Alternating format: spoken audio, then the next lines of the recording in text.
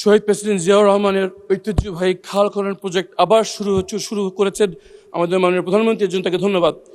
কিন্তু কুপির নিচে অন্ধকারের মতো সারা বাংলাদেশের প্রত্যন্ত অঞ্চলে খাল খনন হচ্ছে, কিন্তু ঢাকা শহরে শত শত কিলোমিটার খাল বেদখল অবস্থায় পড়ে রয়েছে। এইগুলো উদ্ধার করার জন্য কি প্রক্রিয়া, কোনো প্রজেক্ট হাতে নেওয়া হচ্ছে কিনা, এবং এই খাল বেদখল হয়ে আছে বেশিরভাগ সময়ে সরকার দলীয় লোকদের দ্বারা।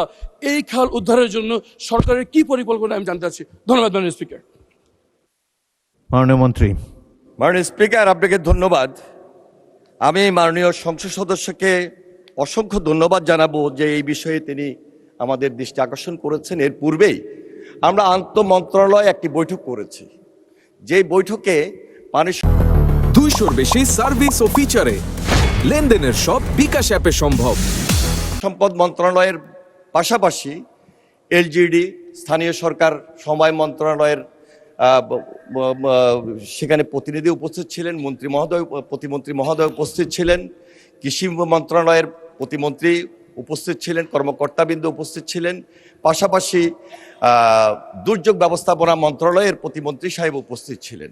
সবাই মিলে আমরা সিদ্ধান্ত নিয়েছি যে ঢাকা শহরে যেহেতু স্থানীয় সরকার মন্ত্রণালয়ের অধীনস্থ, আমরা তাকে স্ট্রেংথেনিং করার ব্যাপারে সর্বাত্মক সহযোগিতা করব। ইতিমধ্যে ঢাকার পাশাপাশি সুবাড্ডা খালে আমরা গিয়েছি, আমরা সেখানে পরিদর্শন করেছি, এই ব্যাপারে যথাযথ আমরা উদ্যোগ গ্রহণ করেছি। আমরা আশা করছি খুব শীঘ্রই আরও বেশি ত্বরান্বিত করার মাধ্যমে আমরা ঢাকা শহরবাসীর যে উপকার দেওয়ার দরকার সেটা আমরা অ্যাডজাস্ট করতে সক্ষম হব। মাননীয় স্পিকার, আপনাকে অসংখ্য ধন্যবাদ।